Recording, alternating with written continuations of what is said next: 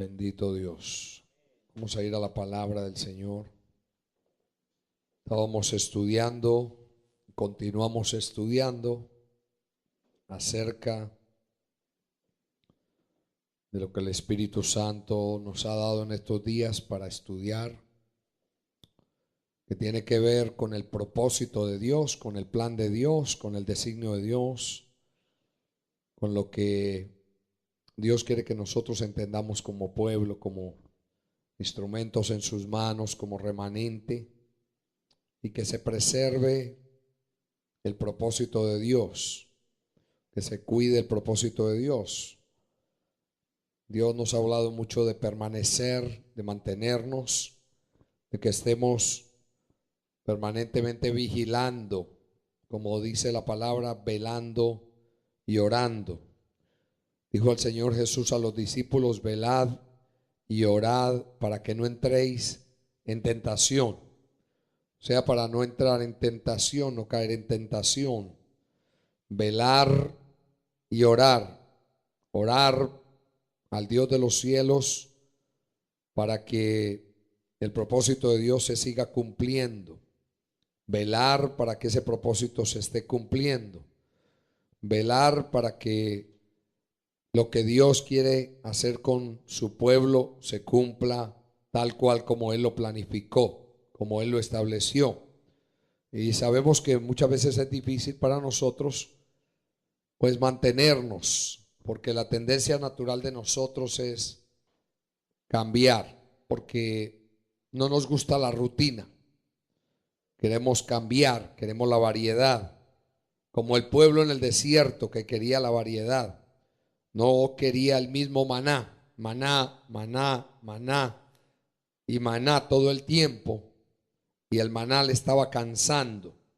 Así también nos cansa a nosotros muchas veces la palabra, nos cansa el propósito, nos cansan las cosas y empezamos a mezclar. Y una de las características de nosotros, lo sabemos, la mayoría de Babilonia, es que mezcla, hace una mezcla de las cosas. Y Dios no quiere que nosotros mezclemos las cosas de Dios, sino que estemos continuamente meditando en todo lo que Dios quiere hacer con nuestras vidas. Y Dios nos ha hablado, y vuelvo a repetir porque es bueno repetir, lo que Dios está haciendo con nosotros es aclarándonos y enseñándonos cómo Él trata con su pueblo, cómo Él está tratando con su pueblo, cómo Él ha querido hacerlo desde el principio y cómo Israel fue un ejemplo para nosotros de lo que Dios quería que nosotros hiciéramos, entendiendo que Dios trató con Israel en la carne para enseñarnos a nosotros muchas cosas en el espíritu. Todo lo que fue enseñado en la carne y todo lo que tuvo que pasar Israel en la carne era para que nosotros aprendiéramos lo que Dios quería hacer con nuestras vidas en el espíritu. Así como Israel salió de un Egipto físico, nosotros salimos de un Egipto espiritual. Ellos salieron del Egipto del pecado, nosotros salimos también del Egipto del pecado. Solamente que para nosotros el pecado tiene que ver con algo espiritual, porque el pecado ofende a Dios, aunque tengamos acciones humanas, pero en últimas ofende a Dios. Ellos salieron de un Egipto físico, nosotros de un Egipto espiritual. Ellos pasaron por el Mar Rojo, que es una representación para nosotros del bautismo, y ese era un bautismo que tiene más que ver con un acto de obediencia a Dios, porque el pasar por las aguas no nos limpia a nosotros de pecado, simplemente que nosotros hacemos un pacto con Dios, así como el pueblo hizo un pacto con Dios. Al cruzar el mar ya no podían volver atrás, así como el que se casa ¿por cuánto tiempo? Para toda la vida. Nadie se casa o nadie debe casarse pensando en divorciarse. El que se casa para toda la vida. Nosotros nos casamos con Cristo. ¿Por cuánto tiempo? Eternamente y para siempre. No solamente en esta dimensión de vida, sino por toda la eternidad. Y entonces, entendiendo esto, vamos comprendiendo el principio de lo que representa cada cosa. El bautismo está representado por el cruce del Mar Rojo, que era una representación de que ya se cerraba el mar y no volvíamos más para Egipto. Ya nosotros no volvemos al Egipto del pecado, a hacer lo mismo que hacíamos antes, a vivir en nuestra vergüenza, en nuestra iniquidad, en nuestra basura, en nuestra ignominia, de donde Dios nos sacó. Entonces, después nos mete a un desierto. Para Israel un desierto físico, para nosotros un desierto espiritual, donde Dios trata con nuestras vidas, donde Dios nos habla al corazón, donde Dios tiene que limpiarnos, purificarnos, santificarnos, porque el propósito de Dios con el pueblo era justamente que tuviera un encuentro con Dios, que le hiciera fiesta a Dios, que le hiciera sacrificio a Dios, que le hiciera también en obediencia, le sirviera al Señor. Tres cosas muy importantes: servirle a Dios, hacerle sacrificio y hacerle fiesta en el desierto. Cualquiera dirá, ¿cómo en un desierto le voy a hacer todas esas cosas? Bueno, eso es lo que representa y lo que tipifica para nosotros. Entonces, Dios también está representando eso en la parte espiritual con nosotros, donde nosotros vivimos para Dios, nos entregamos a Dios y Dios comienza a limpiarnos, nos deja sin nada, nos tiene que quitar todo para que nosotros aprendamos a depender de Dios, a depender totalmente de Él, a depender de su gracia, de su misericordia, de su amor, de su fidelidad, a depender de Él en todo tiempo y en todo lugar, viviendo para Él. Entonces Dios empezó a tratar con su pueblo después de que lo sacó de el desierto, pero ya dijimos que Dios le puso un capitán. Nosotros sabemos que en la parte espiritual tenemos un capitán que se llama Jesucristo, que nos guía a través del Espíritu Santo. Pero en la parte natural Dios establece y siempre pone instrumentos en la parte humana. Desde luego, esos instrumentos tienen que tener un corazón y tienen que tener un sentir y tienen que tener una vida, que es el mismo corazón de Dios, el mismo sentir de Dios, el amor de Dios, la vida de Dios, para poder guiar un pueblo. Porque no es fácil guiar un pueblo, no es fácil conducirlo, no es fácil que ese pueblo se someta, no es fácil que ese pueblo viva para Dios, se entregue para Dios. Entonces, estamos estudiando de cómo Dios también junta su propósito con un instrumento y con un pueblo para que esto se lleve a cabo, para que esto se cumpla. Y lo estamos viendo por la palabra, porque Dios siempre le puso un instrumento a su pueblo. O sea que no estamos hablando una cosa que no sea verdad. Le puso un instrumento, lo representó con un instrumento o con instrumentos. Así como en la primera iglesia nosotros vemos cómo estaban los apóstoles, que a la vez eran ancianos, y después en cada lugar donde había iglesia del Señor siempre se establecían ancianos. ¿Cuál era el propósito de esos ancianos? El guiar la iglesia, el enseñar la iglesia, el dirigir la iglesia. Y desde luego esos ancianos tenían que tener el corazón de Dios para que el pueblo también tuviera el corazón de Dios y para Dios, y se pudiera seguir cumpliendo con el propósito y con el designio de la voluntad en el nuevo pacto, que es de establecer en nuestras vidas el reino de Dios. Entonces Dios nos está mostrando por la palabra cómo Él quiere el corazón de un instrumento que Él llama. Y estamos viendo el corazón de muchos instrumentos que comenzaron bien pero terminaron mal. O instrumentos que vivieron bien y Dios los bendijo, Dios los guardó, como estamos estudiando aquí con el caso de Josías, que ya hemos estudiado y hemos leído sobre Josías. Y yo quiero que volvamos a la palabra en el capítulo 23, cómo Josías restaura la adoración verdadera, bajo la ley, desde luego. Para que veamos las actuaciones. Capítulo 23 de Segunda de Reyes ahora. Vamos a ir a Segunda de Reyes. Porque estábamos en Crónicas. Y estamos un poquito en Crónicas, un poquito en Reyes, porque tanto de un lado como del otro, Dios quiso que quedaran escritas estas crónicas y estas historias que fueron verídicas, que acontecieron tal cual como fueron narradas y que ahora nosotros podemos aprender de la actitud de estos hombres. Segunda de Reyes 23. Segunda de Reyes 23. Nosotros vamos aprendiendo con las actitudes para no hacer lo mismo o para imitarlos. ¿Por qué? Porque Pablo podía decir con autoridad: sean imitadores de mí como yo lo soy de Cristo.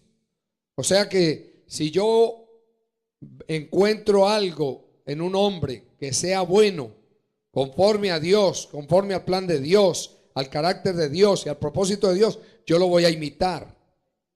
Lo voy a imitar, pero yo no voy a imitar lo malo, porque lo malo no se imita. Para lo malo ya tenemos nosotros una carne. Entonces yo no tengo que imitar lo malo, yo imito lo bueno. Pero se espera que los instrumentos que Dios llama tengan un corazón para Dios, porque pasan por un proceso de Dios, por un plan de Dios, por un designio de Dios. Y dice aquí el 23:1: entonces el rey mandó a reunir con él a todos los ancianos de Judá. Y aunque ya nosotros leímos un poco sobre esto, vamos a repetir aquí para que veamos en el contexto lo que Dios nos quiere decir. Dice, mandó reunir con él a todos los ancianos de Judá y de Jerusalén, y subió el rey a la casa de Jehová con todos los varones de Judá y con todos los moradores de Jerusalén, con los sacerdotes y profetas y con todo el pueblo, desde el más chico hasta el más grande. Y leyó, oyéndolo ellos, todas las palabras del libro del pacto que había sido hallado en la casa de Jehová. Y poniéndose el rey en pie junto a la columna, hizo pacto delante de Jehová de que irían en pos de Jehová y guardarían sus mandamientos, sus testimonios y sus estatutos con todo el corazón y con toda el alma, y que cumplirían las palabras del pacto que estaban escritas en aquel libro. Y todo el pueblo confirmó el pacto.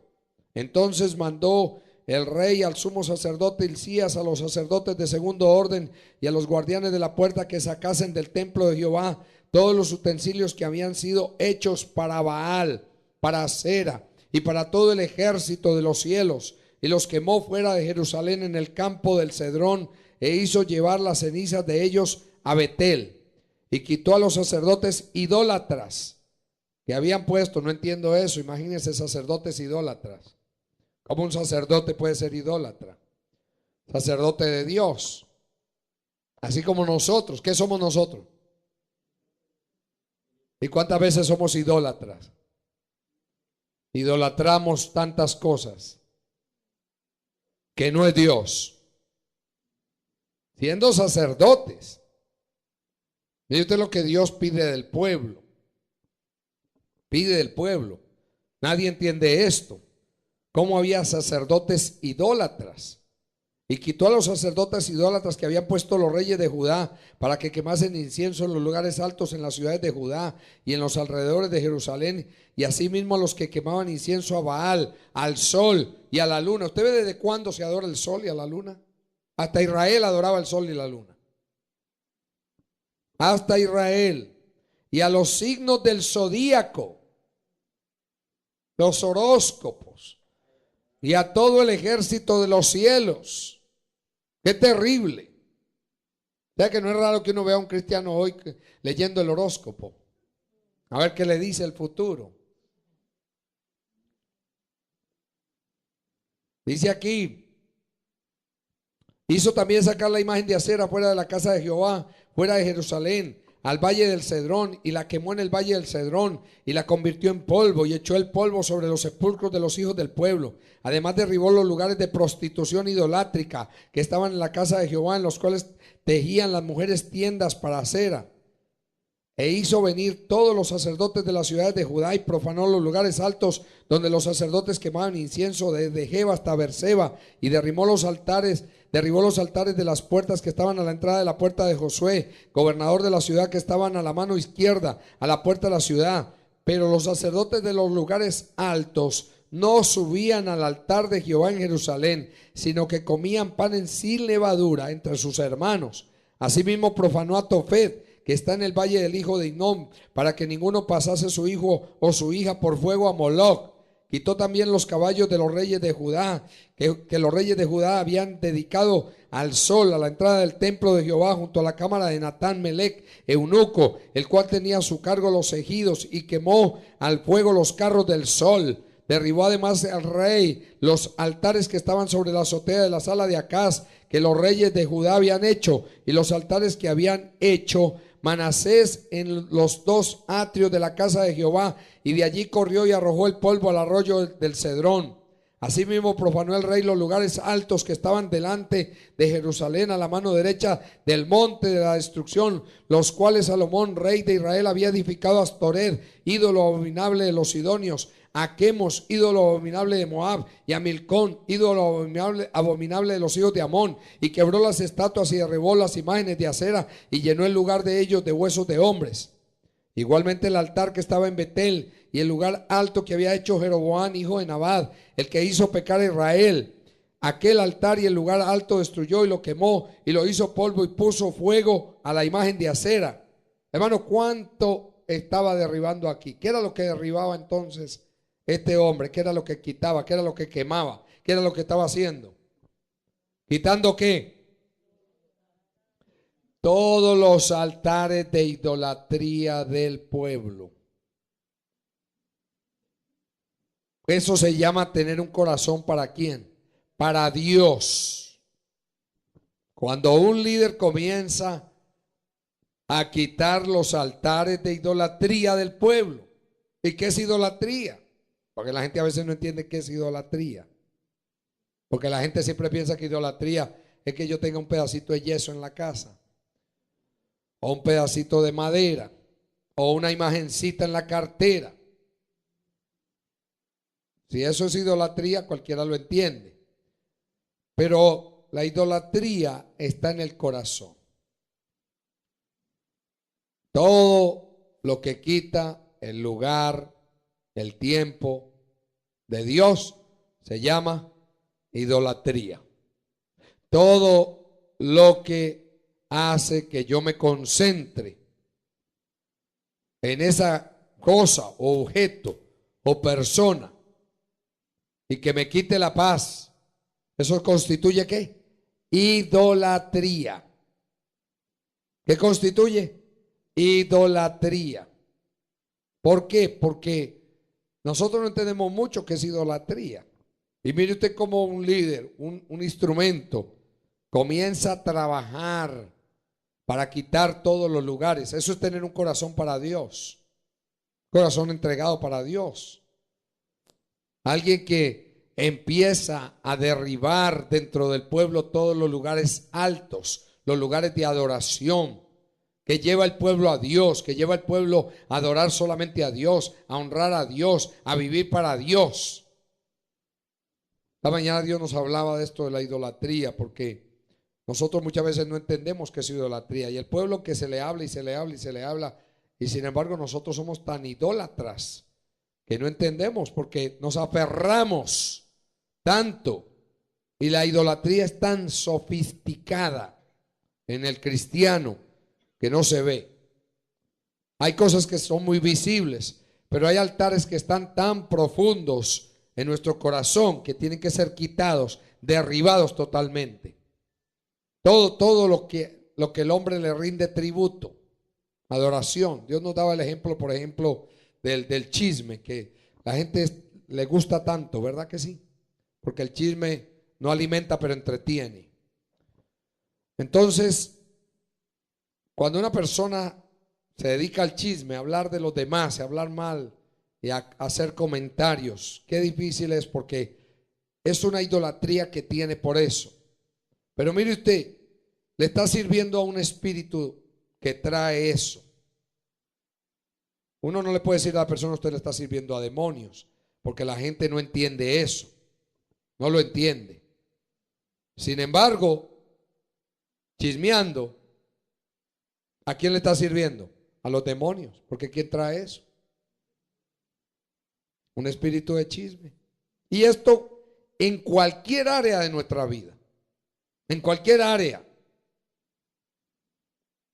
Antes le servíamos a cuántas cosas, a cuántos dioses, cuántos altares teníamos. La pornografía, por ejemplo. O en cualquier área sexual, las debilidades. Teníamos idolatría por eso. Le servíamos a eso. Dedicar horas a eso. ¿Y qué estábamos haciendo con eso? Estábamos idolatrando eso. Para nosotros eso era un Dios. Pero no sabíamos que detrás había un espíritu que nos traía eso, porque eso satisface la carne. Toda idolatría satisface la carne. Y cuando un líder vive para Dios y tiene el corazón de Dios, comienza a quitar los lugares altos que hay en el pueblo, porque tienen que ser quitados. Tienen que ser quitados. Tienen que ser quitados los lugares altos. Todos los lugares altos. Eso fue lo que hizo Josías. Por eso Dios hizo lo que hizo con Josías. Porque Josías, desde que comenzó a reinar, estaba cumpliendo con el propósito de Dios, estaba cumpliendo con el plan de Dios, estaba cumpliendo con el designio de Dios, estaba cumpliendo con la voluntad de Dios. ¿Por qué? Porque Dios lo hizo de esa manera con él. Y este hombre se prestó. Acuérdense que él comenzó a reinar siendo muy niño y él no conocía la ley. Nadie le había enseñado eso. Simplemente que lo comenzó a hacer. Comenzó a hacerlo porque estoy seguro Dios lo guió a eso y obedeció a la voz de Dios y empezó a hacer lo que tenía que hacer. Y después, cuando leyó el libro de la ley, se encontró con el libro de la ley, entonces se da cuenta la realidad y cómo la actitud de Josías fue una actitud tan hermosa, tan linda delante de Dios, para hacer la voluntad de Dios y cumplir con el plan de Dios y el propósito de Dios. Comienza a quitar los lugares altos. Deben que lo que más insiste Dios con nosotros es que nosotros dejemos la idolatría. Porque ¿cuántas cosas nosotros adoramos? ¿Cuántas cosas? ¿Cuántas cosas le rendimos tributo? ¿Cuántas cosas? Entonces, comenzar a quitar los lugares altos del pueblo no es fácil, no es sencillo. Comenzar a quitar esos lugares. Pero aquí lo que estamos viendo es el corazón que tenía Josías, para que el pueblo también tuviera el mismo corazón. Porque el pueblo comenzó a disponerse de corazón para Dios. El pueblo comenzó a tener ese corazón también, porque ellos juraron solemnemente. Ellos vinieron y se dispusieron que iban a servir ¿a quién? A Dios, que se iban a entregar para Dios. Así como nosotros lo hacemos muchas veces, ¿verdad que sí? ¿Cuántas veces nosotros disponemos el corazón para Dios? ¿Verdad que sí? Cuando Dios nos habla y decimos: quiero servirle a Dios, quiero vivir para Dios, me quiero entregar a Dios, pero mañana se me olvida. ¿Y por qué se me olvida? Porque hay lugares altos todavía en el corazón. Mire usted la importancia de que un líder se mantenga, o de que un capitán se mantenga y se mantenga vigilando en hacer lo que Dios le ha dicho, velando para que eso se cumpla a cabalidad, velando para que el pueblo esté haciendo lo que tiene que hacer, velando para traer la palabra de parte de Dios, para quitar todo lo que tiene que quitar en medio del pueblo, y que solamente haya un altar para el Dios de Abraham, de Isaac y de Jacob. Que haya un altar para Dios.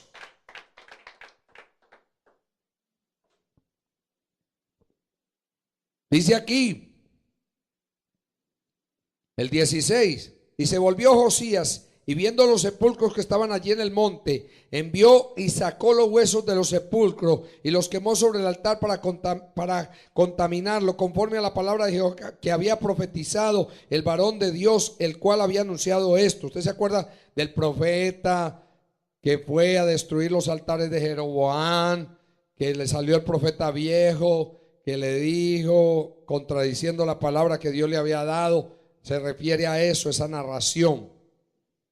Aquí dice, después dijo, ¿qué monumento es este que veo? Y los de la ciudad le respondieron, este es el sepulcro del varón de Dios que vino de Judá y profetizó estas cosas que tú has hecho sobre el altar de Betel. Y él dijo, dejadlo, ninguno mueva sus huesos. Y así fueron preservados sus huesos y los huesos del profeta que había venido de Samaria. Y todas las casas de los lugares altos que estaban en las ciudades de Samaria, las cuales habían hecho los reyes de Israel para provocar a ira, las quitó también Josías e hizo de ellas como había hecho en Betel. Mató además sobre los altares a todos los sacerdotes de los lugares altos que allí estaban y quemó sobre ellos huesos de hombres y volvió a Jerusalén. Entonces mandó el rey a todo el pueblo diciendo, haced la Pascua a Jehová vuestro Dios, conforme a lo que está escrito en el libro de este pacto. O sea que mandó hacer las cosas como Dios decía. Amén. Porque las cosas se hacen como Dios dice, no como yo digo, no como el hombre dice, sino como Dios dice. Dice aquí, no había sido hecha tal Pascua desde los tiempos en que los jueces gobernaban a Israel. Mire, desde el tiempo que no se celebraba, ni en todos los tiempos de los reyes de Israel y de los reyes de Judá. A los 18 años del rey Josías fue hecha aquella Pascua a Jehová en Jerusalén. O sea que tenía 26 años. Acuérdese que él comenzó a reinar a los 8 años. Asimismo barrió Josías a los encantadores, adivinos y terafines y todas las abominaciones que se veían en la tierra de Judá y en Jerusalén, para cumplir las palabras de la ley que estaban escritas en el libro del sacerdote Hilcías, que el sacerdote Hilcías había hallado en la casa de Jehová. No hubo otro rey antes de él. Oiga bien lo que dice que se convirtiese a Jehová con todo ¿qué? ¿Qué corazón tenía Josías? Se convirtió a Dios con todo ¿qué? Su corazón. ¿Qué se esperaba del pueblo? Que se convirtiera con todo el corazón. Porque eso se espera. Para que se cumpla el propósito, tiene que cumplirse. Porque si no se cumple, entonces, ¿para dónde vamos? Mire usted la importancia de velar para que esto se cumpla, de velar para que esto se lleve a cabo, de velar para que esto se haga y se ejecute de acuerdo al plan de Dios, de acuerdo a la voluntad de Dios, de acuerdo a lo que Dios ha establecido. Dice aquí, no hubo otro rey antes de él que se convirtiese a Jehová con todo su corazón, de toda su alma y de todas sus fuerzas, conforme a toda la ley de Moisés, ni después de él nació otro igual. Oiga bien, ¿después de él qué? Nació otro igual. Por eso que el reinado de Josías, en medio del caos que había, en medio del pueblo, fue un reinado tan importante. Fue un reinado tan importante. Dice el 26, con todo esto, Jehová no desistió del ardor con que su gran ira se había encendido contra Judá por todas las provocaciones con que Manasés le había irritado. Y dijo Jehová, también quitaré de mi presencia a Judá como quité a Israel. Mire usted cómo Dios hace.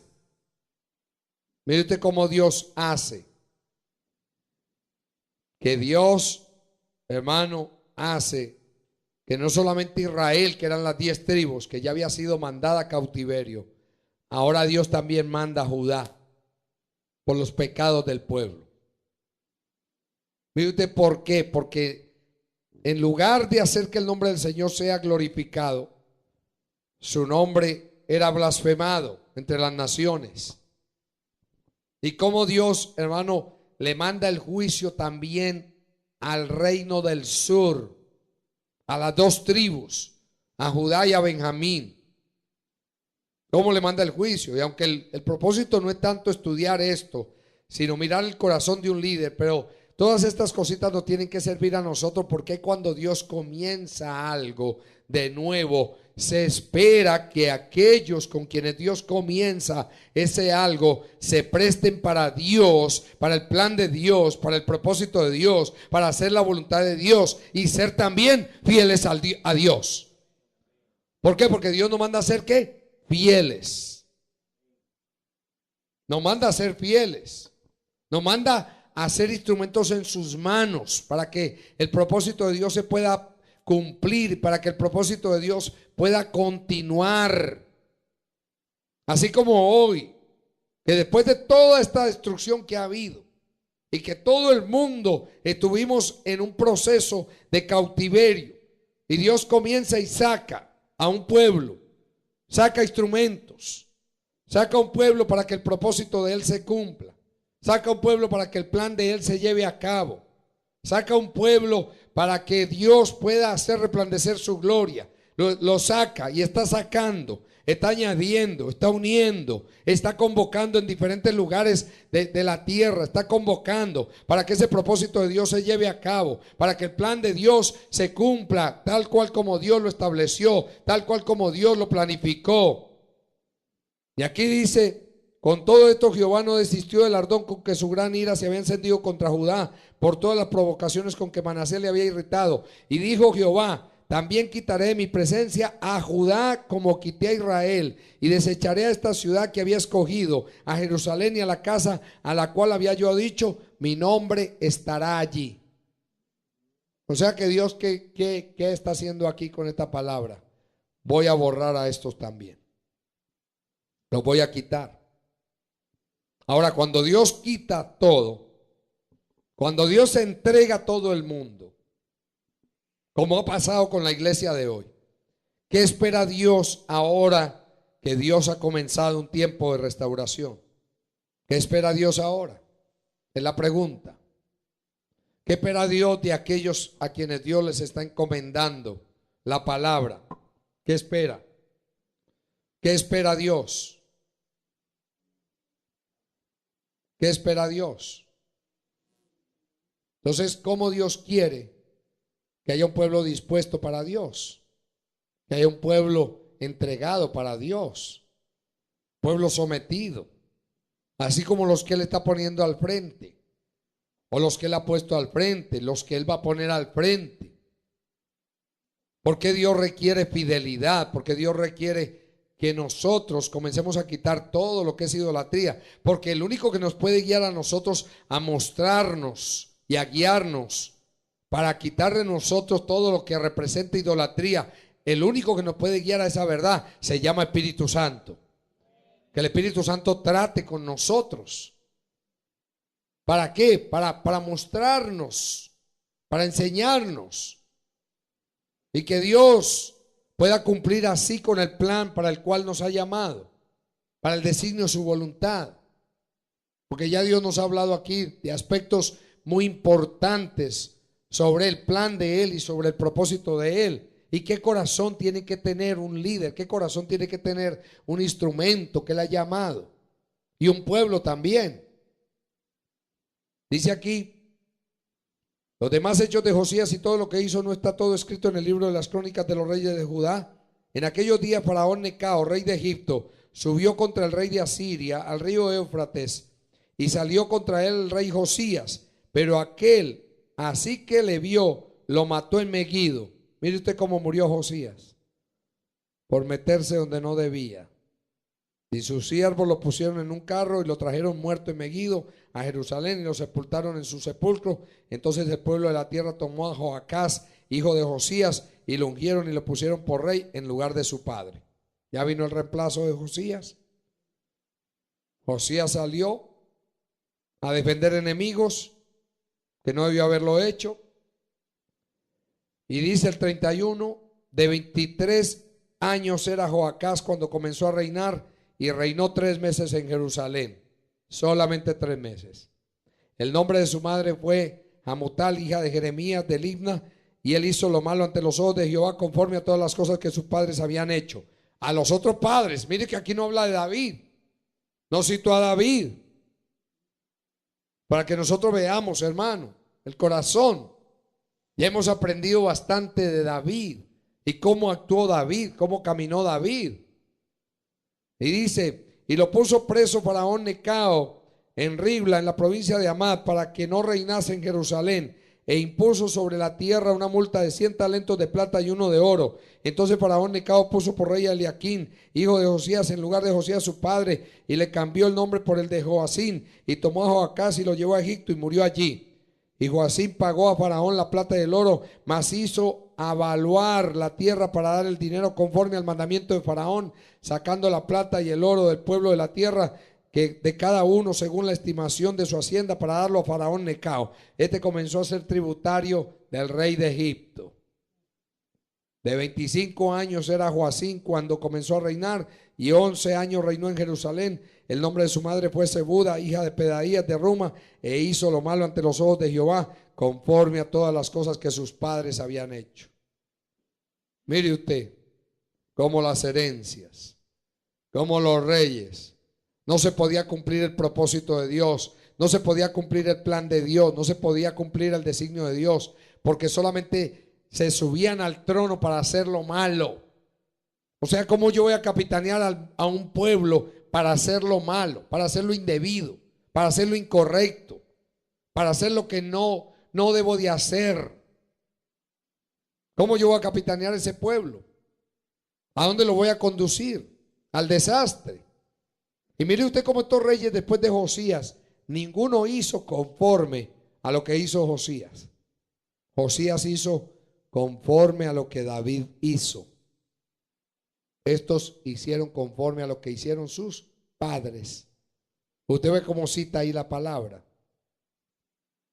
Y dice el 24: en su tiempo subió en campaña Nabucodonosor, rey de Babilonia.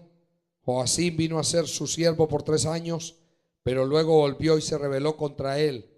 Pero Jehová envió contra Joacín tropas de caldeos, tropas de sirios, tropas de moabitas y tropas de amonitas, los cuales envió contra Judá para que la destruyesen, conforme a la palabra de Jehová que había hablado por sus siervos los profetas. Quiere decir que llegó la hora del juicio de parte de Dios. Y mire usted a quién le tocó esto. Ahora vemos aquí a quién le tocó esto, porque no solamente estaba Joacín o Joaquín después, sino que después estaba Sedequías, rey de Judá, que fue el último que le tocó esto. Y fue algo bien terrible.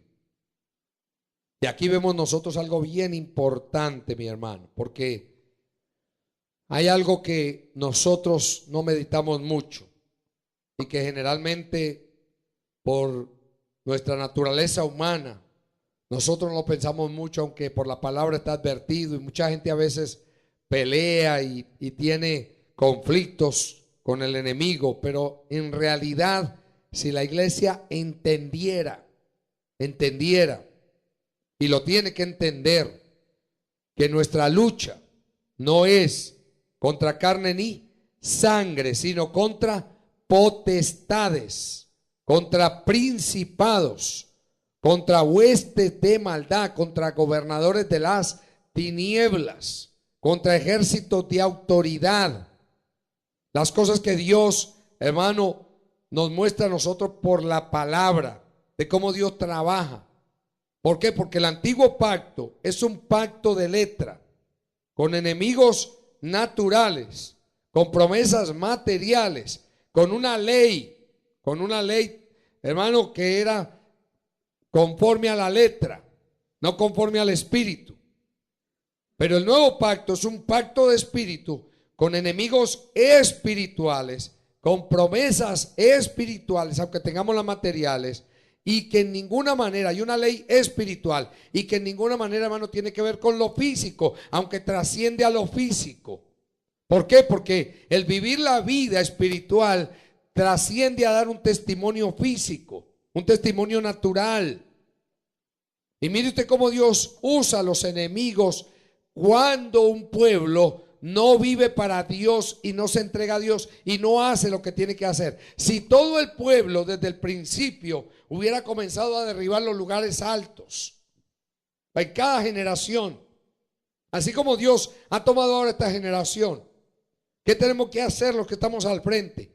Derribar los lugares altos que hay donde, en medio del pueblo. ¿Y quién es ese pueblo?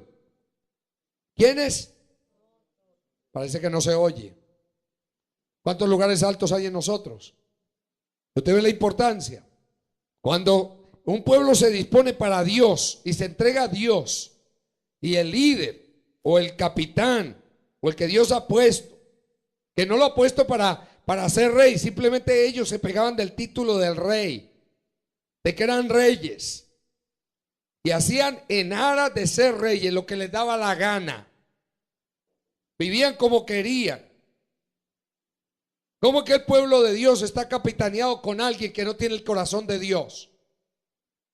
Mire usted la importancia. ¿Por qué tengo que tener el corazón para Dios? Honesto con Dios, íntegro con Dios, santo para Dios, viviendo la vida para Dios, sabiendo que soy hombre, sabiendo que soy susceptible a caer o soy susceptible a fallar. Y cómo tengo que vivir agarrado de la misericordia de Dios, del amor a Dios, del temor a Dios, para que Dios trate con mi vida, haga con mi vida lo que tiene que hacer. ¿Por qué? Porque me toca conducir a un pueblo a que viva para Dios también, a que se entregue a Dios, a que se someta a Dios y a que viva para la gloria de Dios. Entonces la labor dentro de ese pueblo es comenzar a derribar los lugares altos para que ese pueblo adore solamente ¿a quién? A Dios. ¿Cuántas cosas nosotros adoramos? La gente dice: no, yo no adoro. Ay, adoro el dinero, adoro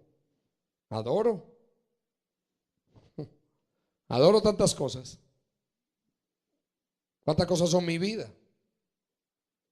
Y mire usted, hermano, cómo Dios le dio tregua al pueblo.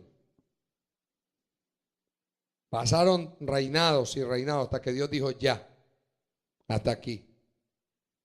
Y los metió a todos a un cautiverio. Pero nosotros vamos a entender cuál es el propósito, porque no es coincidencia que ahora al terminar esta parte de estos mensajes y ahora en este viaje, justamente ahora entramos en otra etapa del estudio. Porque mire usted cómo ya Israel fue a cautiverio, ahora Judá también va a cautiverio. Lo entregó a cautiverio. Dios lo entrega.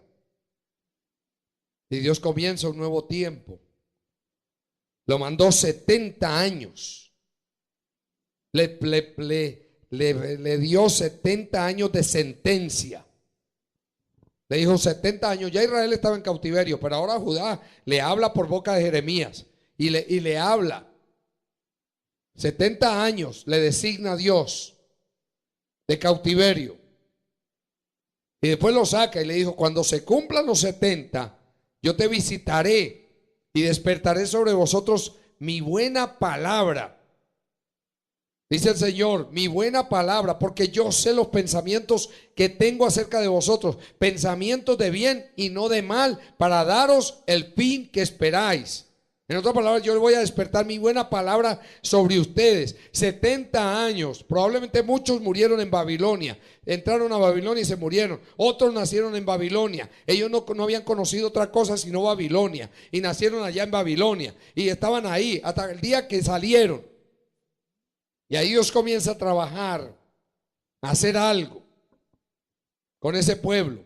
Y mire usted lo que pasó. Dios no sacó a Israel del cautiverio. ¿Sacó solamente a quién? A Judá. Sacó al remanente. Sacó al remanente. Dios no sacó a todo el pueblo. Dios lo dejó ahí. Ya, que se muera en Babilonia. Que se queden en Babilonia. Yo no los voy a sacar a todos. Voy a sacar un remanente. Y por eso es que es el aprecio el aprecio de ser remanente.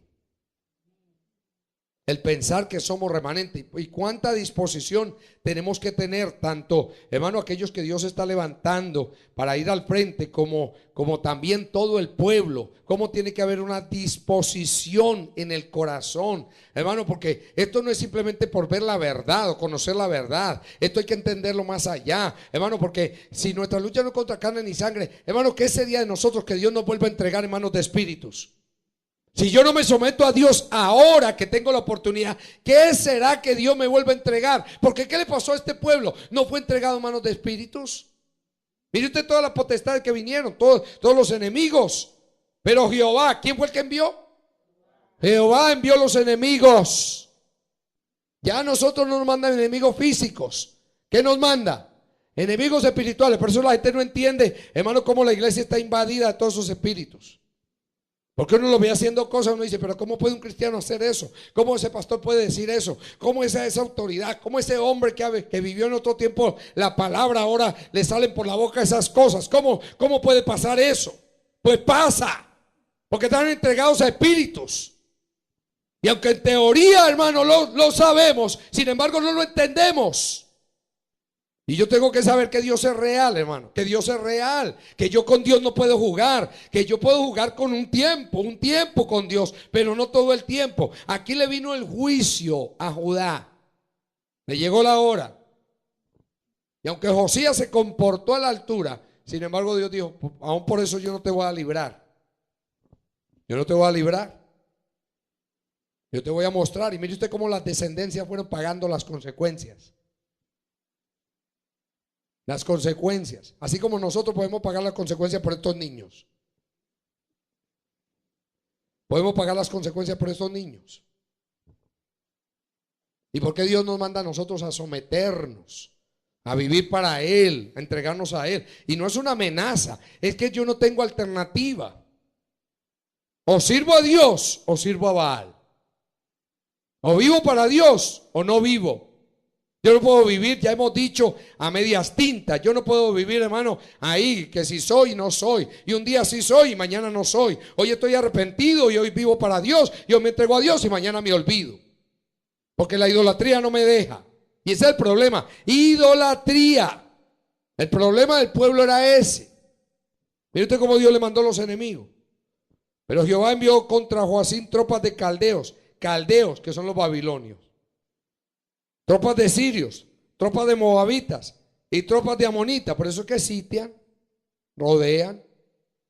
Primero los manda adentro, primero mete adentro y comienzan a hacer desastres dentro del pueblo. Y comienzan a pasar cosas, comienza a haber adulterio, fornicaciones, cosas mal puestas, dañadas, mentira, engaño, rejuego dentro de la congregación. Hermano, enfermedades, dolencias, hasta que ya después Dios manda el juicio y manda a los más grandes.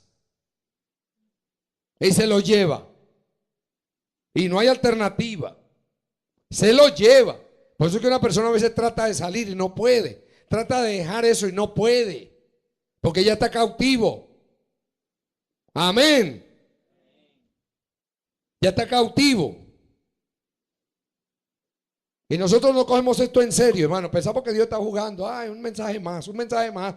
Yo voy allá a escuchar un mensaje más. Un mensaje más. Yo tengo que estar consciente qué es lo que Dios me está hablando. Tengo que estar consciente qué es lo que Dios me está diciendo. Tengo que estar consciente qué es lo que Dios me está advirtiendo.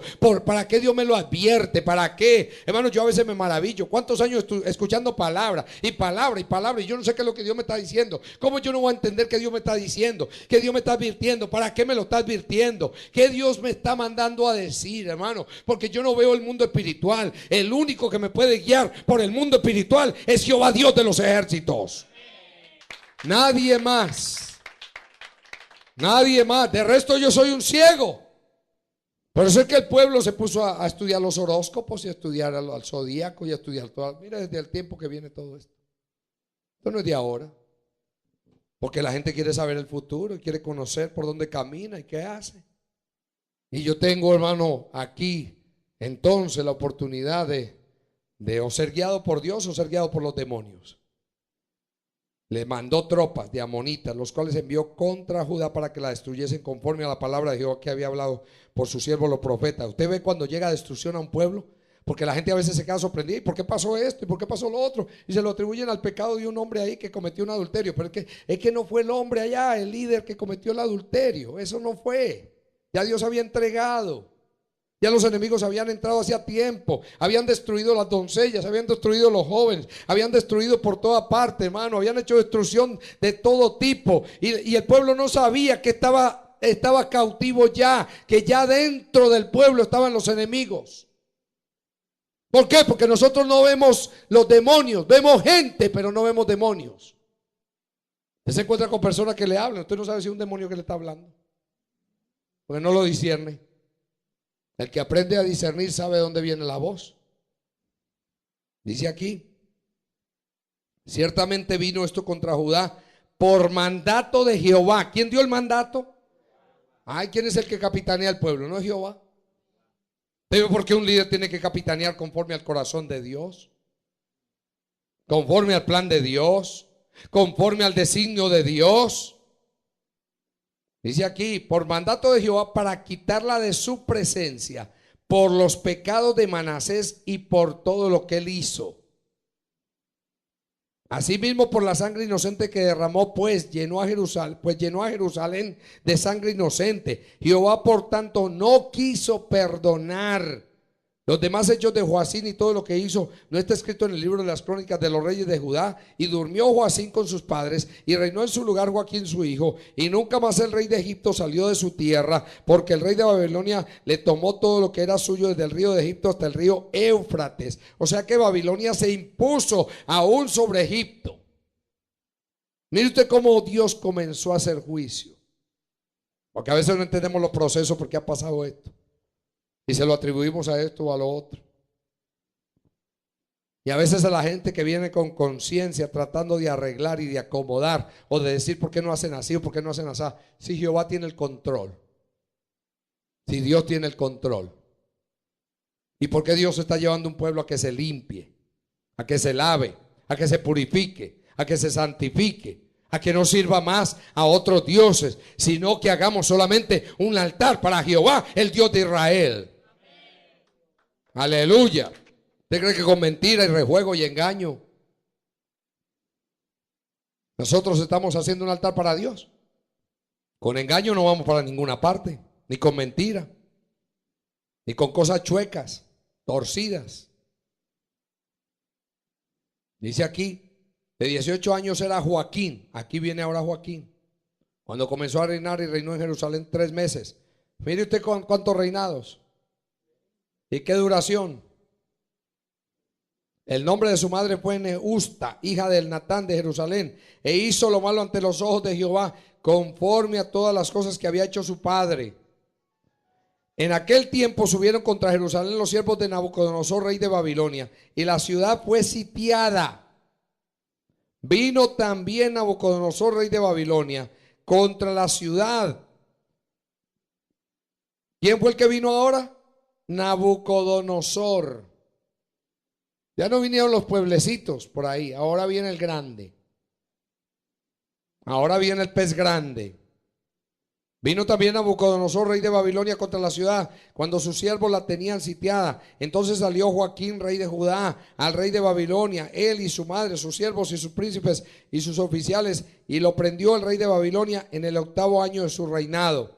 A este se lo llevaron, y sacó de allí todos los tesoros de la casa de Jehová y los tesoros de la casa real, y rompió en pedazos todos los utensilios de oro que había hecho Salomón, rey de Israel, en la casa de Jehová, como Jehová había dicho, porque Jehová mandó el juicio. ¿Usted ve cómo comienza un proceso de destrucción? No se destruye de hoy para mañana. Comienza un proceso de destrucción.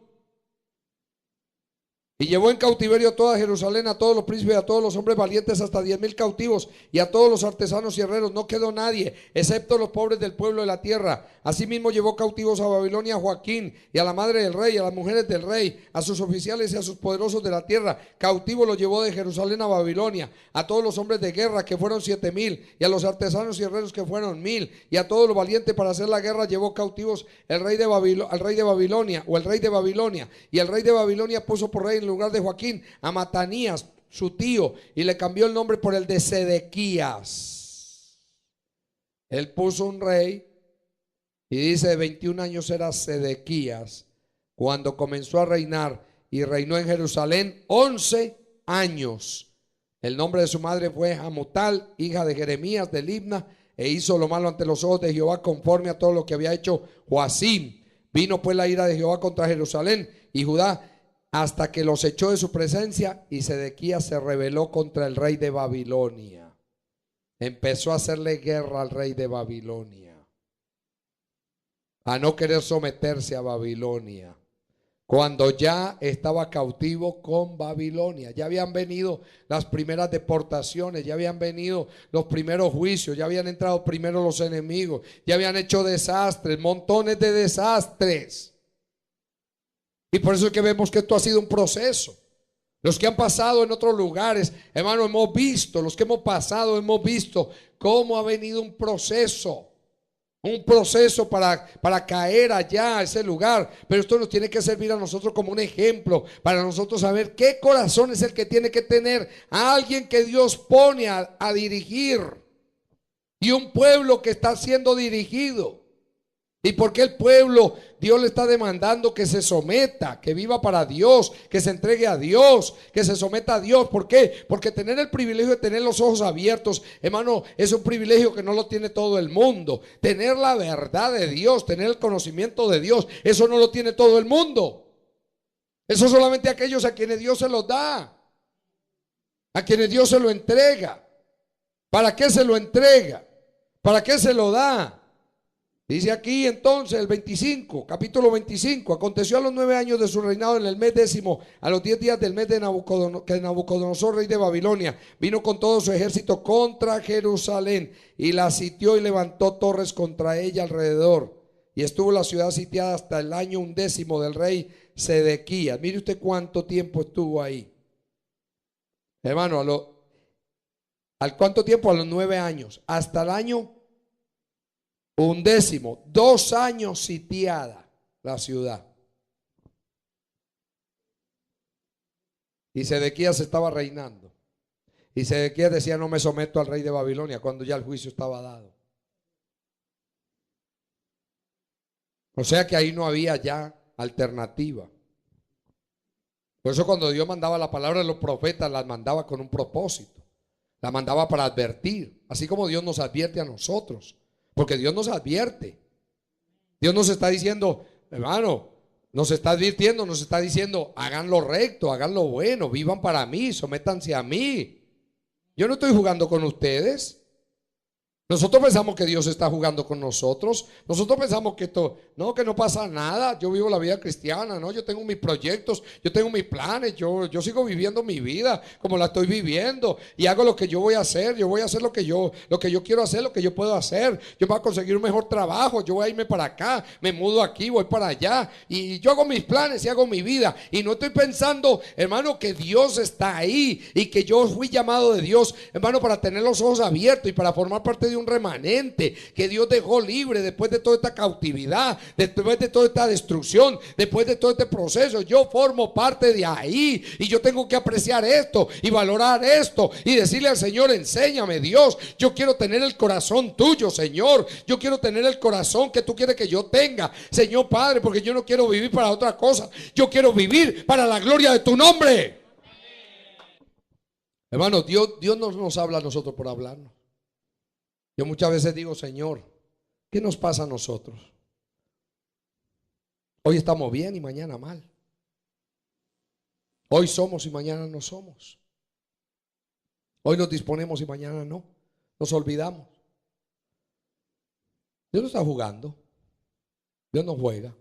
Dios nunca ha jugado con su pueblo. Cuando yo veo el trato de Dios con su pueblo a través de la palabra, digo: Dios mío, ¿cuántos tesoros tenemos nosotros para comprender cómo tú tratas con tu pueblo? Y nosotros no lo apreciamos. Cuando yo veo esto, hermano, yo digo: Dios mío, ¿qué es esto? Dice aquí que a los 9 días del 4º mes prevaleció el hambre en la ciudad. ¿Qué trajo Dios a la ciudad? Hambre. Hermano, no había más palabra. ¿Qué se acaba? La palabra. Porque la Biblia dice que no solo de pan vivirá el hombre, sino de toda palabra que sale de la boca de Jehová. Ustedes han conocido y se acuerdan del mensaje que predicó el pastor Pedro Pablo acerca de el sitio para el propósito, de cómo en Israel, en tiempos de Eliseo, hermano, la gente pagaba carísimo por el estiércol de paloma y por una cabeza de asno. ¿Para qué sirve una cabeza de un asno? Y eso era un banquete. Y estiércol de paloma, ¿se lo comería usted? Era como comer caviar. Se comían los niños. Había tal hambre que se comían los niños. Hermano, yo estuve en lugar y yo he conocido de lugares donde literalmente se han comido los hijos, los niños, los recién nacidos. Y no estoy hablando que se comen los niños físicos. Estoy hablando se comen los espirituales. Porque comérselos es, hermano, que los matan, se los comen, los matan. Porque viendo todo ese escenario, viendo todas esas cosas que se ven, hermano, como le ha pasado a muchos de los que están ahora ahí en la audiencia, les ha tocado vivir cosas desastrosas, hermano, dentro de la misma congregación. ¿Por qué? Porque los enemigos, porque Dios produjo hambre, el sitio que produce hambre, y no hay palabra. Y se comienzan a comer los unos a los otros, y a morder los unos a los otros, y a destruirse los unos a los otros. Competencia, y a ver quién reina. Y ponen a este y quitan al otro, y empiezan ahí, hermano, una pelea, un tire y jala, porque no hay corazón para Dios. Porque cuando hay un corazón para Dios y un pueblo tiene un corazón para Dios, no pasan esas cosas en medio del pueblo. Hay armonía y hay paz, porque Dios da la armonía. Mire lo que pasó aquí. No hubo pan para el pueblo de la tierra. Abierta ya una brecha en el muro de la ciudad, huyeron de noche todos los hombres de guerra por el camino a la puerta. ¿Quiénes huyeron? Los hombres de guerra, que estaba entre los dos muros, junto a los huertos del rey, estando los caldeos alrededor de la ciudad. Y el rey se fue por el camino del Arabá, y el ejército de los caldeos siguió al rey, y lo apresó en las llanuras de Jericó, habiendo sido dispersado todo su ejército. Preso pues el rey, lo trajeron al rey de Babilonia en Ribla, y pronunciaron contra él sentencia. Degollaron a los hijos de Sedequías. En presencia del rey se murieron sus hijos. Fueron degollados. Lo dejaron sin descendencia. Tenía Sedequías rey corazón para Dios. Dice, degollaron a los hijos de Sedequías en presencia suya, y a Sedequías le sacaron los ojos. Ay, Señor. Le quitaron la visión. Y ya nosotros sabemos qué es que le quiten la visión a uno. Yo creo que no hay cosa más terrible que le quiten la visión a uno. Dejarlo sin visión. Para nosotros ya no es visión física, sino visión espiritual. Te dejan ciego y no sabes para dónde tú vas. Ciego totalmente. Y atado con cadena lo llevaron a Babilonia. En el mes quinto, a los 7 días del mes, siendo el año 19 de Nabucodonosor, rey de Babilonia, vino a Jerusalén Nabuzaradán, capitán de la guardia, siervo del rey de Babilonia, y quemó la casa de Jehová y la casa del rey, y todas las casas de Jerusalén y todas las casas de los príncipes quemó a fuego, y todo el ejército de los caldeos que estaban con el capitán de la guardia derribó los muros alrededor de Jerusalén, y a los del pueblo que habían quedado en la ciudad, a los que se habían pasado al rey de Babilonia, y a los que habían quedado de la gente común los llevó cautivo Nabuzaradán, capitán de la guardia. Más de los pobres de la tierra dejó Nabuzaradán, capitán de la guardia, para que labrasen la viña y la tierra. Y quebraron los caldeos las columnas de bronce que estaban en la casa de Jehová, y las basas y el mar de bronce que estaba en la casa de Jehová, y llevaron el bronce a Babilonia. Llevaron también los caldeos las paletas, las despabiladeras, los cucharones y todos los utensilios de bronce con que ministraban, incensarios, cuencos, los que de oro en oro y los que de plata en plata. Todo lo llevó el capitán de la guardia. las 2 columnas, un mar y las basas que Salomón había hecho para la casa de Jehová. No fue posible pesar todo esto. La altura de una columna era de 18 codos y tenía encima un capitel de bronce. La altura del capitel era de 3 codos y sobre el capitel había una red y granadas alrededor, todo de bronce. E igual labor había en la otra columna con su red. Tomó entonces el capitán de la guardia, al primer sacerdote Seraías, al segundo sacerdote Sofonías y 3 guardias de la vajilla. Y de la ciudad tomó un oficial que venía a su cargo, que tenía a su cargo a los hombres de guerra, y 5 varones de los consejeros del rey que estaban en la ciudad, el principal escriba del ejército que llevaba el registro de la gente del país, y 60 varones del pueblo de la tierra que estaban en la ciudad. Estos tomó Nabuzaradán, capitán de la guardia, y los llevó a Ribla al rey de Babilonia. Y el rey de Babilonia los hirió y mató en Ribla, en tierra de Amá. Así fue llevado cautivo Judá de sobre su tierra. Cuánta destrucción vemos que pasó aquí. Cuánta destrucción hemos visto nosotros en lugares.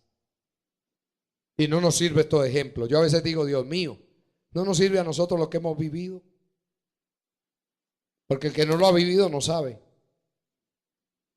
Pero el que sabe, el que conoce, por lo menos esta historia nos tiene que servir a nosotros de ejemplo.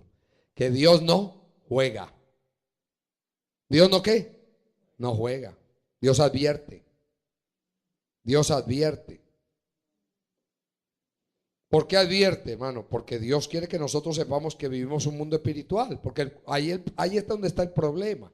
El problema es que no sabemos que nuestra lucha no es contra carne ni sangre. Yo me puedo decir, no, yo no tengo problema, él conmigo no, Dios no va a permitir conmigo, no. Pero esto no es un asunto que sí lo va a permitir conmigo. Es que estoy haciendo yo, si estoy haciendo lo correcto o estoy haciendo lo incorrecto.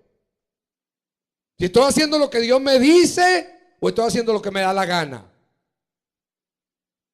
¿Qué corazón tengo? ¿Qué corazón tiene el pueblo? ¿Qué corazón? Porque ahí es donde está el problema. El problema es que nosotros no vemos nada, nosotros no vemos demonios. Ahí si nosotros Dios nos abriera los ojos para ver el mundo espiritual, no lo soportáramos. Viendo demonios y viendo ángeles. Viendo los ángeles sería una delicia, pero ver demonios. ¿Por qué en el Nuevo Testamento uno encuentra tantas expresiones?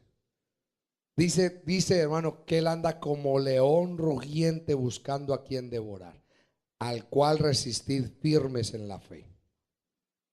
Y en el libro de Efesios dice claramente, porque no tenemos lucha, dice velad, ¿cuánto tiempo? Todo el tiempo, vestidos de toda la armadura de Dios, para que podáis resistir en el día malo, para que se puedan resistir los dardos de fuego del maligno.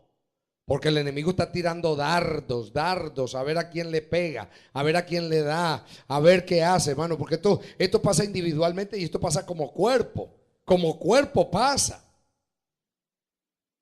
Dios puede preservar todo el cuerpo, pero también se puede llevar un pedazo del cuerpo.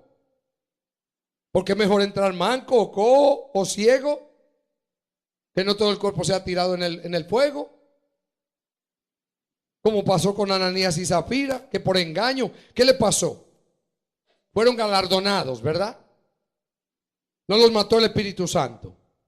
La gente no entiende, la gente no comprende qué es lo que Dios quiere decir, qué es lo que Dios quiere hacer.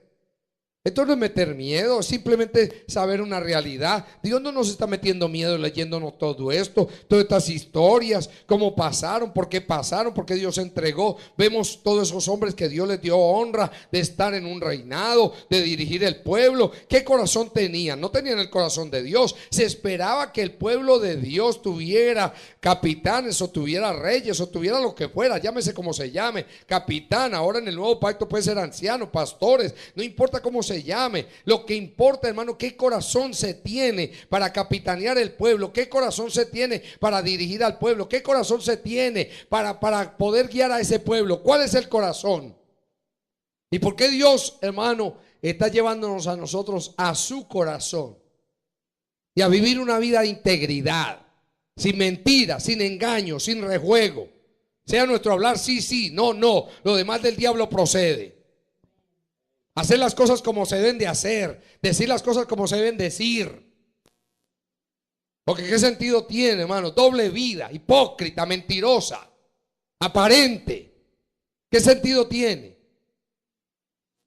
Y por eso es que Dios tiene que limpiarnos a nosotros de tantas cosas, porque eso es lo que le está haciendo, hermano, para poder llevar a este pueblo a la unidad, para poder llevar a este pueblo a donde nos tiene que llevar. Porque Dios está trabajando con nosotros, porque Dios está trabajando con este puñadito allá en las naciones, porque Dios está haciendo y está uniendo con muchas personas, y la gente que tiene corazón es la gente que Dios está añadiendo. ¿Para qué? Para que el plan de Dios se pueda cumplir, el propósito de Dios se pueda llevar a cabo, porque ya Dios ha bregado mucho en muchos lugares y ha tratado con una iglesia y le ha entregado tantas riquezas y tantas cosas. Hermano, mirando la televisión, hermano, usted ve cuánta ostentación hay en el mundo americano, cuánta ostentación hay, grandes iglesias, grandes templos, han construido grandes altares, grandes púlpitos, flores, hermano, gastando montones, dinerales en flores, las viudas y los huérfanos necesitando ayuda, los pobres de la tierra, hermano, cuánta miseria hay. Y la iglesia, que fue llamada para ser un instrumento de luz, hoy es un instrumento de tinieblas, y no hay luz, hermano, y no hay sal para preservar, y por eso hay mal olor por doquier, porque todo se está pudriendo y todo se está contaminando. Y Dios necesita un pueblo que se levante, que viva para Dios y que tenga el corazón de Dios. Si no hay corazón para Dios, no hay nada. Yo puedo hacer 20,000 cosas, dar mi cuerpo para ser quemado, puedo hacer obras de caridad, me puedo matar orando y haciendo muchas cosas, hermano, tratando de que la gente entienda la verdad y comprenda la verdad. Pero Dios comienza con cada uno de nosotros, tratando con nuestras vidas, para que nosotros nos entreguemos y vivamos para Dios y para la gloria de Dios. No hay sentido, no hay sentido. Cuando yo veo a un hombre como Josías, esforzado, entregado, eso no libró al pueblo, no lo libró. Ya Dios le tenía su crucecita, y Dios siempre vuelve y empieza todo de nuevo. Siempre Dios ha hecho así, como lo hizo con Noé. Quiso empezar algo nuevo, pero Noé no dio el grado, no dio el grado. Ahora en este tiempo Dios ha comenzado. Siempre ha comenzado algo nuevo. Comenzó con Martín Lutero. No se dio el grado a los que siguieron a Lutero. El pueblo no estaba de acuerdo con Lutero. Oiga, qué triste. Entendieron la verdad, se les abrió los ojos y no estaban de acuerdo con Lutero. Hermano, cuando se armó la revuelta, empezaron a quemar, hermano, templos, y a quemar imágenes y a sacar imágenes y a hacer cosas. Eso no era el método de Dios, eso no era la forma de Dios. Los seguidores haciendo cosas que no tenían nada que ver con el plan de Dios, porque el corazón de ellos estaba por otro lado. Ellos pensaban que así era que se combatía la idolatría, porque no entendían. Y no entendía porque no había corazón para Dios. Porque cuando una persona tiene corazón para Dios, Dios le da entendimiento y le da capacidad. Entonces, ¿qué quiere Dios? ¿Y por qué Dios está tratando con nosotros? Si nosotros entendiéramos, hermano, que Dios nos tiene con los ojos abiertos, hermano, le sirviéramos a Dios de rodillas, nos sometiéramos. Pero cuánta rebelión, cuánta oposición en nuestro corazón. ¿Cuánto hay? ¿Y por qué el empeño de Dios con nosotros, hermano, para derribar todo lugar alto y todo lo que se opone a Dios en nuestras vidas? Todo lo que se opone a Dios. Tengo que empezar a pedirle a Dios, derriba. Señor, saca esto, saca, Señor. Que el Espíritu Santo me muestre dónde están esas cosas que tienen que salir de mi vida, porque yo no las quiero. Yo quiero hacer lo que te complace, yo quiero hacer lo que te agrada, yo quiero hacer, Señor, lo que te glorifica, yo quiero hacer lo que te vivifica, yo quiero hacer lo que tú quieres que yo haga, no lo que yo quiero hacer, sino lo que tú quieres que yo haga. Mire usted en lo que terminó este hombre, hermano. Sin visión. Pero aquí lo triste, hermano, es que Dios no pudo cumplir su propósito. ¿Qué ha querido Dios a través del tiempo con su pueblo? ¿Qué quería Dios en Israel todo el tiempo? Que ese pueblo fuera un instrumento para Dios glorificarse. ¿Qué ha querido Dios hacer con la iglesia en estos 2000 años? Que toda la iglesia a través de los tiempos sea un instrumento en las manos de Dios para Dios glorificarse. Pero no se ha glorificado. No se ha podido glorificar. No se ha podido. Terminó mal.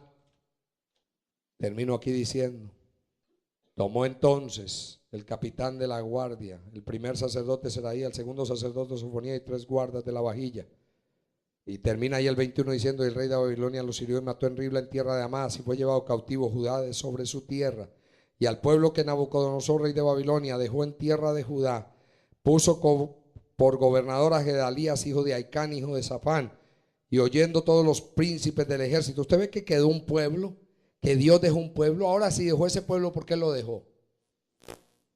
Por gracia. ¿Por qué lo dejó? Por gracia, por misericordia. No lo sacó por ser el mejor. No lo dejó porque era el mejor.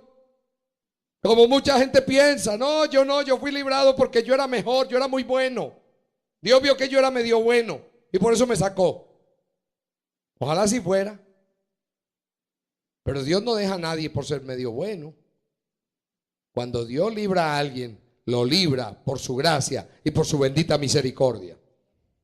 Y oyendo todos los príncipes del ejército, ellos y su gente, que el rey de Babilonia había puesto por gobernador a Gedalías, vinieron a él en Mizpa: Ismael, hijo de Netanías, Johanán, hijo de Carea, Seraías, hijo de Tanhumet, Neotofatita, y Jaazanías, hijo de Macateo, ellos con los suyos. Entonces Gedalías les hizo juramento a ellos y a los suyos y les dijo: no temáis de ser siervo de los caldeos, habitad en la tierra y servid al rey de Babilonia y os será bien. Mas en el mes 7º vino Ismael, hijo de Netanías, hijo de Elisama, de la estirpe real, y con él 10 varones se hirieron a Gedalías y murió, y también a los de Judá y a los caldeos que estaban con él en Mizpa. Y levantándose todo el pueblo, desde el menor hasta el mayor, los capitanes de ejército se fueron a Egipto por temor a los caldeos. Estos salieron huyendo cuando debían de haberse quedado quietecitos, esperando. Aconteció a los 37 años del cautiverio de Joaquín, rey de Judá, en el mes 12º, a los 27 días del mes, que Evil-Merodach, rey de Babilonia, en el primer año de su reinado, libertó a Joaquín, rey de Judá, sacándolo de la cárcel. Y le habló con benevolencia y puso su trono más alto que los tronos de los reyes que estaban con él en Babilonia, y le cambió los vestidos de prisionero y comió siempre delante de él todos los días de su vida. Fueron honrados en Babilonia. ¿Y para qué servía? Y diariamente le fue dada su comida de parte del rey, de continuo todos los días de su vida. Hermano, pero qué final. ¿De qué sirve un pueblo destruido y cautivo? ¿Para qué sirve? ¿Puede glorificar a Dios? Mire usted cómo se sella aquí, hermano, con los reyes de Judá. ¿Para qué, hermano, Dios separó? Y mire usted cómo tomó solamente 2 tribus. ¿Para qué? Para cumplir un propósito. Para ver si esas 2 tribus se sometían a Dios, vivían para Dios, seguían el camino. Porque ya nosotros dijimos cómo Dios levanta un instrumento, como levantó a Samuel. ¿Para qué? Para que se levantara un testimonio, para que se levantara, hermano, un ejemplo, para que comenzara ese hombre que Dios había llamado y que Dios quería seguir levantando de ahí en adelante. Instrumentos pasados por el propósito de Dios, por el proceso de Dios, por el plan de Dios, y que sirvieran, hermano, porque iban a servir con el corazón de Dios. No iban a servir con otro corazón, sino con el corazón de Dios. Así como Dios espera que de aquí en adelante, hermano, como Dios ha tomado un pueblo y lo ha dejado por gracia, que se comiencen a levantar instrumentos que tengan el corazón de Dios y el corazón para Dios, y que vivan para la gloria de Dios, para que esto se pueda preservar, de que se levante un pueblo en el último tiempo que glorifique verdaderamente al Dios Todopoderoso que hizo los cielos y la tierra. Que se glorifique su nombre, que se exalte su nombre, que se adore su nombre, que se alabe su nombre. Porque ¿qué sentido tiene? Yo pregunto, ¿qué sentido tiene? Seguir viviendo religión, seguir viviendo cautivo de espíritus, seguir viviendo presa de espíritus. Y no nos damos cuenta que estamos cautivos de espíritus. Porque la gente cuando está cautiva de espíritus no se da cuenta, porque le cautiva la conciencia. Lo primero que hace es cautivarle la conciencia. Y no se da cuenta. La gente no se da cuenta y cree que está bien, cree que está haciendo lo correcto. Entonces, ¿por qué Dios está trabajando con nuestras vidas? Porque Dios ha sacrificado vidas en el último tiempo. ¿Para qué sacrificó todo esto, hermano? Cuando yo leo todo esto y digo, Dios mío, cuántas enseñanzas, cuántas lecciones para nosotros, de ver las actuaciones de los hombres, como nosotros también actuamos a veces. igualitos o peores. Y nos tiene que servir a nosotros. Nos tiene que servir. Todo esto como un ejemplo. Para que haya entrega cada día más. Para que nos entreguemos día a día. Para que nos sometamos día a día. No, hermano, para dar 2 pasos para el frente y 3 para atrás. No tiene sentido. No tiene sentido. No vale la pena. ¿Y por qué Dios está tratando con nosotros, hermano? ¿Para qué Dios me abre los ojos? Yo lo que más le pido a Dios es entendimiento, porque yo no sé hasta dónde usted entiende. El único que conoce hasta dónde usted entiende es Jehová Dios de los ejércitos. Porque yo puedo pensar, hermano, que usted está entendiendo, usted no está entendiendo nada. Y usted puede estar pensando que usted está entendiendo mucho y no está entendiendo. Porque esto se muestra con la vida. Si yo entiendo y que no es suficiente tener los ojos abiertos, porque hay quienes ven mucho, pero no viven nada. Y no vale la pena. Entonces por eso tiene que haber un corazón entregado, un corazón sometido, un corazón que se da para Dios, que se entrega para Dios y que le dice a Dios: aquí estoy. Que tú cumplas con tu propósito, con el designio de tu voluntad, y haga lo que tú quieras, porque tú eres Dios, tú eres el Señor y fuera de ti no hay otro. Es que Dios cumpla su propósito y el designio de su voluntad. Que nosotros entendamos por qué, hermano, para qué Dios nos ha relacionado con nuestros hermanos, para qué nos ha conectado, para tener una amistad con ellos nada más. Relacionarnos, saludarnos y decir: Dios te bendiga y qué lindo, y te regalo esto y te mando esto y me mandas esto y tenemos una linda amistad, hermano. Eso no tiene sentido, perdóname. Eso lo puede hacer con su familia. Yo tengo que meditar un poquito para qué Dios nos ha unido, para qué Dios nos ha relacionado, para qué.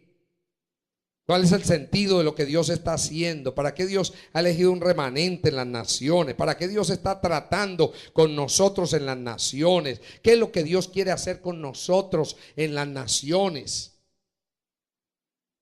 Hermano, en medio de un mundo malo, un mundo perverso, mirando todo el ejemplo de Israel, mirando el ejemplo de la iglesia. Cuánto mal ejemplo en la iglesia, cuánto mal ejemplo, cuánto malos testimonios en el último tiempo. Y hemos visto la cautividad, hermano, de pueblos enteros. Están cautivos, están en manos de enemigos, hermano. Y no cualquier demonio, potestades que los han cautivado. Y no nos damos cuenta, porque vemos gente, pero no vemos lo que se mueve atrás. O pensamos que eso no va a llegar a nosotros y que podemos seguir viviendo igual. Cuando Dios nos aparta con un propósito, nos aparta con un designio, nos aparta para que se haga su voluntad. Entonces Dios nos habla a nosotros.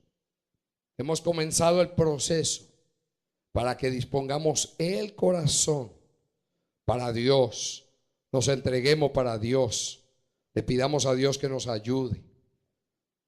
Le pidamos a Dios, hermano, porque Él nos sacó de allá y porque todos los lugares altos, hermano, todo lo que representa idolatría tiene que ser sacado de nuestras vidas. Sacado. Tiene que ser derribado, hermano. Derribar todo. Que comencemos a dar fruto para la gloria de Dios. Que comencemos a dar fruto para que el propósito de Dios se cumpla. Que comencemos a dar fruto para que pueda ser glorificado su nombre en nuestras vidas. Por eso dijo el Señor Jesús: en esto es glorificado mi Padre, en que llevéis fruto y vuestro fruto permanezca, tiene que permanecer, tiene que verse, que llevemos el fruto y eso tiene que verse, que llevemos el fruto y tiene que brotar y tiene que verse para que los demás se alimenten de ese fruto y podamos ser instrumentos en las manos de Dios para que ese plan del último tiempo se pueda cumplir a cabalidad, hermano, porque Dios no está jugando. Dios no retarda su promesa como algunos tienen por tardanza, sino que Él es paciente y misericordioso para esperar a que todos procedamos al arrepentimiento, a que le pidamos a Dios que nos dé un verdadero arrepentimiento, que nos dé una conversión genuina y que nos entreguemos como nos tenemos que entregar para Dios y para la gloria de Dios, porque Dios no juega, mi hermano, como Dios no jugó con Israel. Él dejaba pasar cosas por alto, dejaba pasar, pero las dejaba pasar, hermano, simplemente ahí para dar oportunidad hasta que llegaba el día, hermano, en que ya se acabó, ya se terminó esto. Y por eso Dios está planteándonos a nosotros, hermano, tiempos de definición, donde tenemos que saber, hermano, de parte de quién estamos. O vivimos para Dios o no vivimos para Dios. Y ya nosotros sabemos para quién vivimos. O nos entregamos a Dios o no nos entregamos a Dios. O nos sometemos a Dios o no nos sometemos a Dios. Dios, hermano, lo ha repetido hasta la saciedad. Los tibios los vomita de la boca. Dios puede estar arriba, abajo, sube y baja. No somos yoyos. Sube y baja. Eso no somos. Nosotros tenemos que permanecer. Pedirle a Dios que nos lleve en esa permanencia. Que nos guarde, que nos cuide, que nos preserve. Porque ya hemos visto bastante. Ya hemos visto bastante. Y no queremos, hermano. No queremos vivir para otra cosa, sino para su propósito, para el designio de su voluntad. Ponte en pie, mi hermano, mi hermana.